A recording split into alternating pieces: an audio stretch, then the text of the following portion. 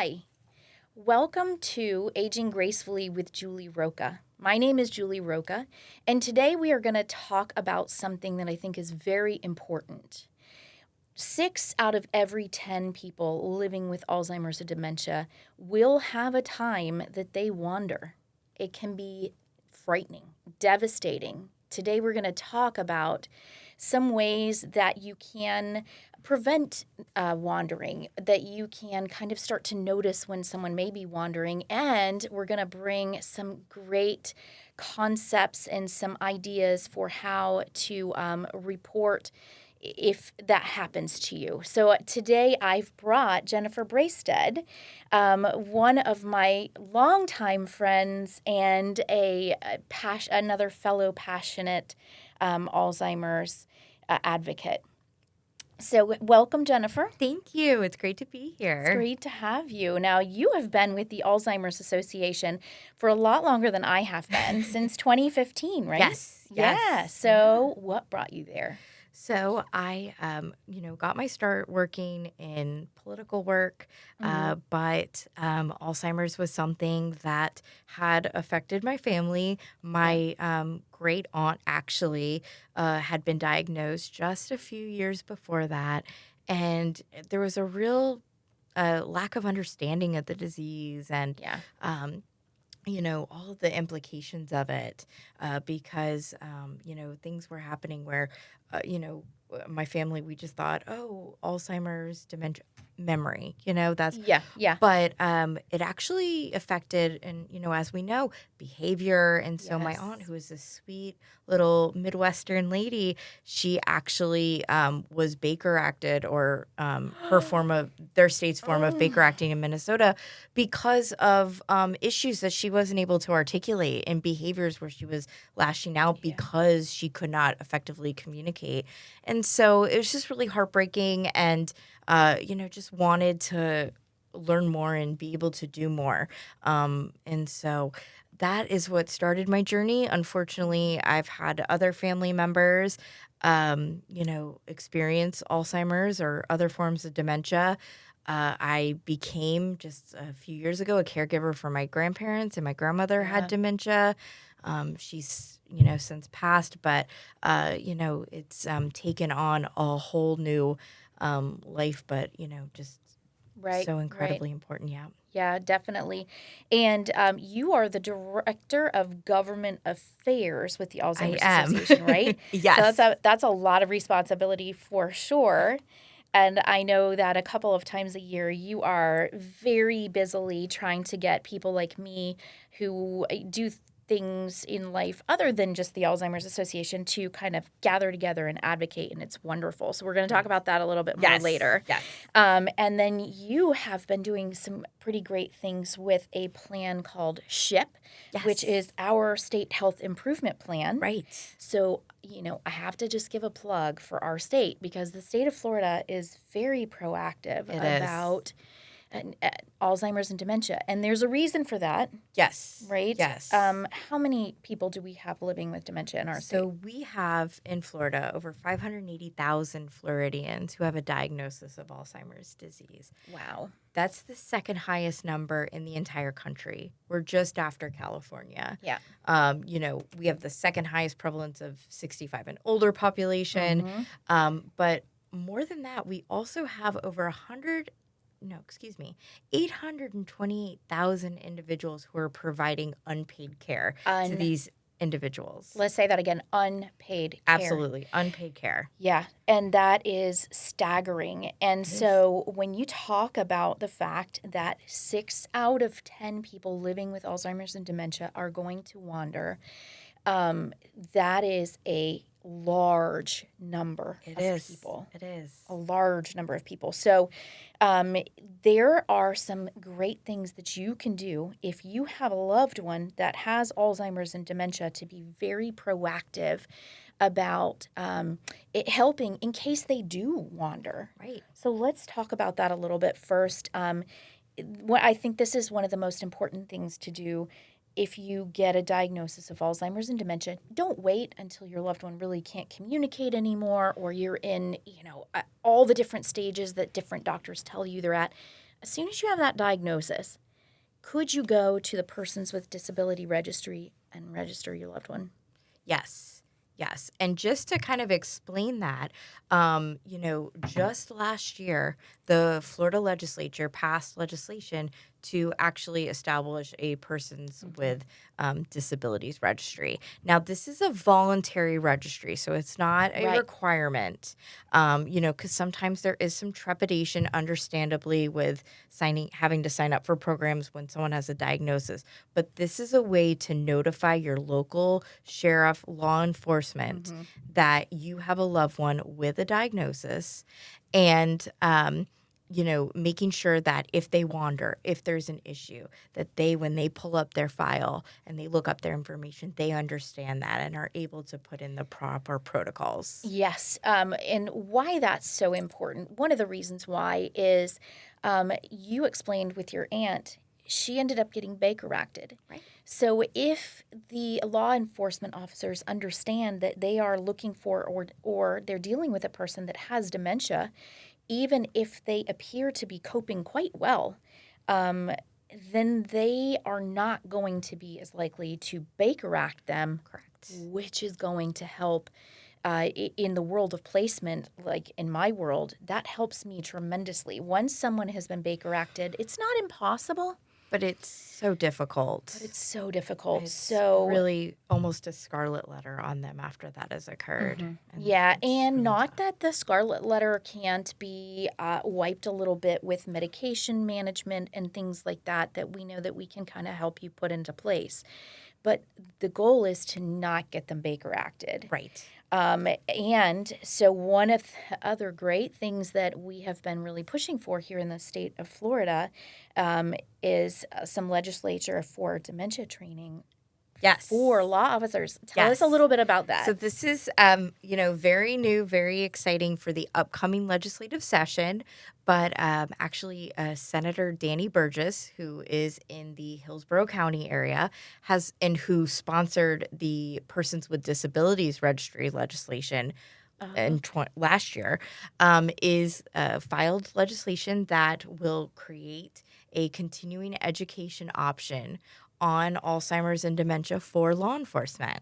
And they want to be educated. From They any do. time I've spoken to somebody in law enforcement, they say, man, we do want to recognize the signs. We want to be educated and know how to handle someone when we encounter it. So, Absolutely. And so the nice thing with this legislation is it's not a mandate, it's providing that option. nice. It's doing it in a continuing education option. So it's not being squeezed into that basic curriculum. This is an opportunity to really expand on, those issues and giving them techniques and to work on, especially when it comes to behaviors and communication strategies, all of these things that we know are so important. Yes, that is so important. Something else I wanted to discuss. I want to give some tips and tricks, some ways to identify when we might have someone that is potentially a wanderer. Mm-hmm. I have a precious friend here in town, actually, that was telling me that that was one of the ways that she discovered that her husband had dementia, is that he was going to someplace very familiar. He went to the bank and could not find his way back. And that was a sign to her that something was really off, but that was just the first of many times. Great. So, what are some of those signs for people that may be at risk? Do you have any? Off the Yeah. top of your So, head? I mean, it's really looking at, maybe seeing the behaviors. I think you brought up a really great point. Like, if your loved one's going to a doctor's appointment and that appointment's at 1 o'clock and they don't get back till late. And, that's a sign. And just maybe they have questions they're asking about the location and they're, things like that. And then, of course, as we know, there's ways that you can, once there is that diagnosis or you're having those discussions on memory concerns, tips that you can do to prevent wandering or be able to be prepared Yes. if you have to go into activation mode. Yeah, for sure. One of the things that I've even seen Maybe a cause of it is if they're not comfortable, if you can see that they're kind of agitated and antsy. One of the things I recommend all the time, if this is a sudden thing, is please call your doctor and get them checked for a UTI, because Yeah. sometimes those are things that can cause that agitation. And if your loved one is normally relaxed and chilled out, and then all of a sudden they're agitated and they're asking to go home even though they're home. Maybe they're lost even in their own home. Those are things sometimes that are going to be a clue that they might be a wander risk.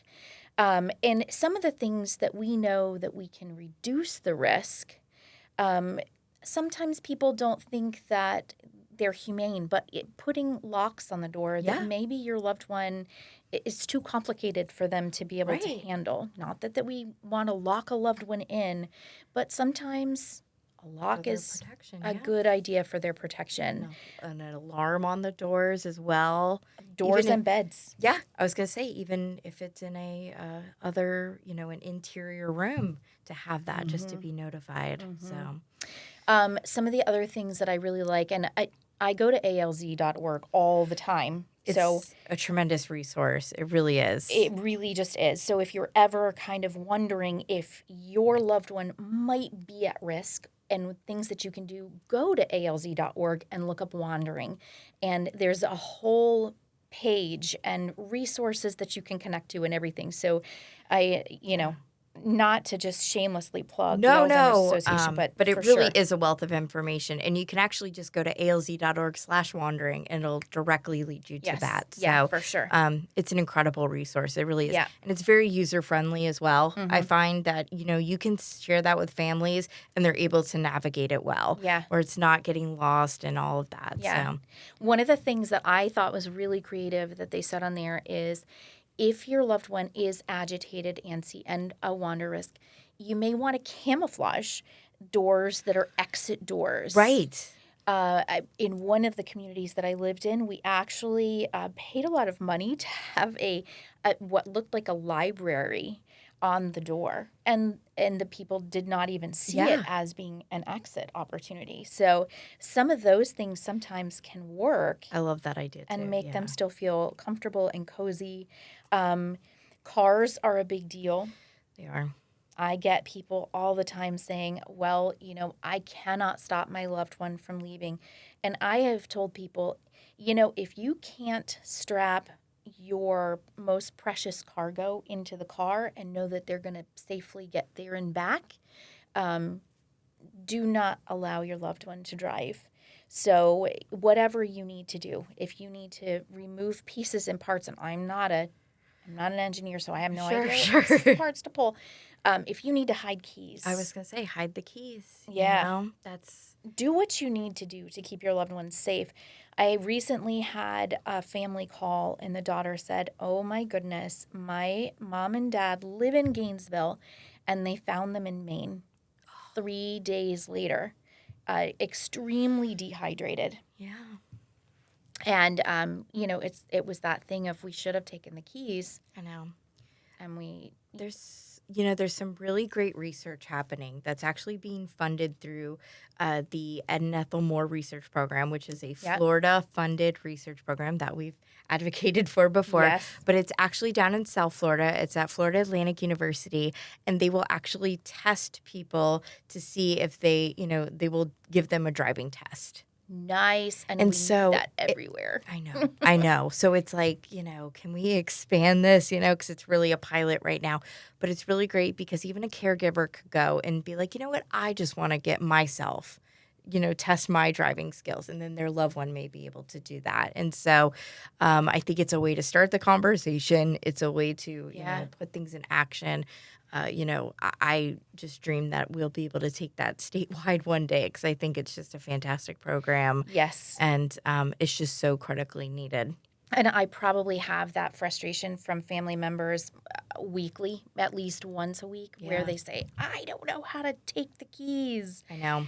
So, yeah. It's kind of a double-edged sword though when it comes to the autonomy of the person because Yes. in California, just from my policy brain, actually they have it where if the doctor diagnosed, they have to notify the DMV and then they lose their driving ability. So it's just that tough. Right. And sometimes, it's early in the process and that person can still Right.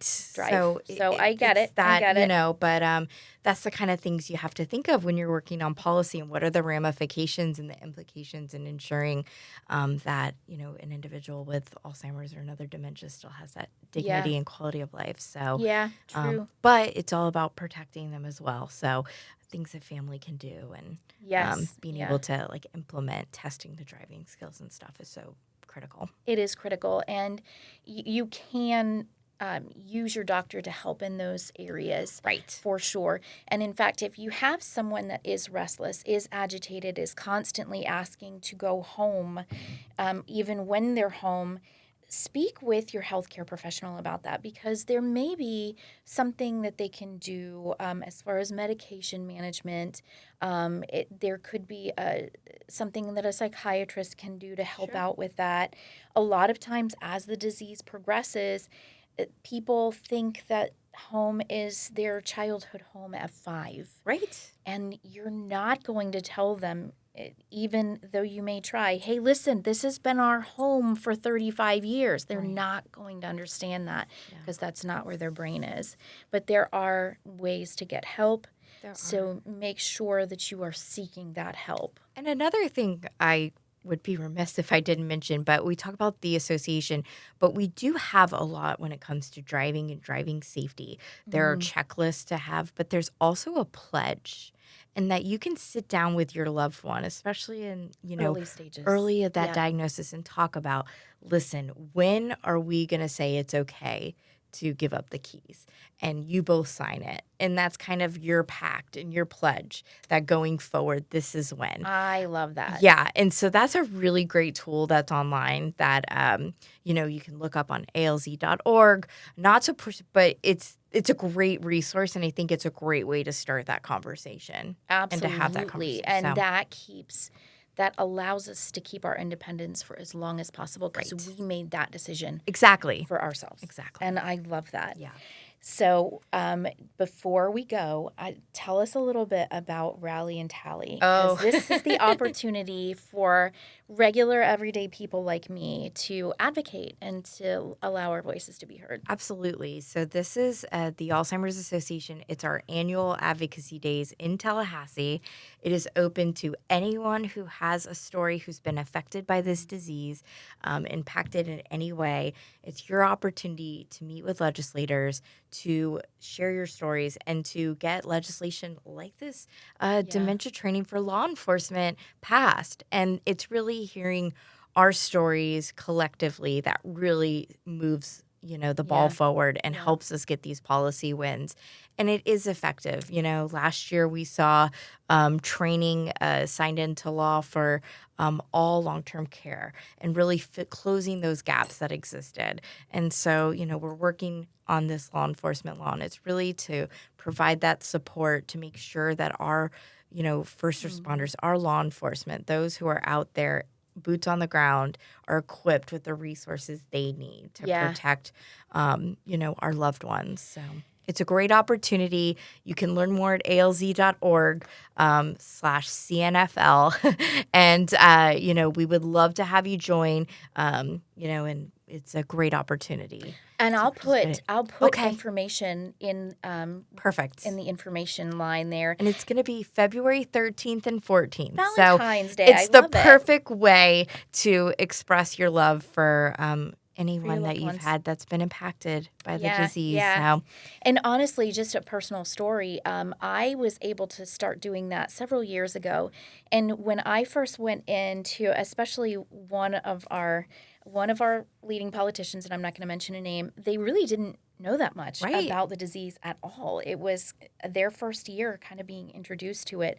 And I have watched this person over the years really become aware to the point, where when we're encountering one another other events, they're asking me about details about, SB 208 and what we're doing for law enforcement to make sure they get the proper training. And it's been really exciting to be a part of that. Yeah. And I mean, it's such a great example because you really started with like walking into a meeting with like no expectations and Yeah. really just building that relationship over time. Yep. And I mean, it's just been incredible to see that official. I mean, they've even sponsored some of our legislation. Mhm. So, Yeah. and that's the work of advocates and using their voices and knowing that this is something that matters to my constituents. I love it. Yeah. I love it. It's so exciting. Well, thank you so much for taking the time to Thank come here you. and Been wonderful. stop in and record with us today. I'm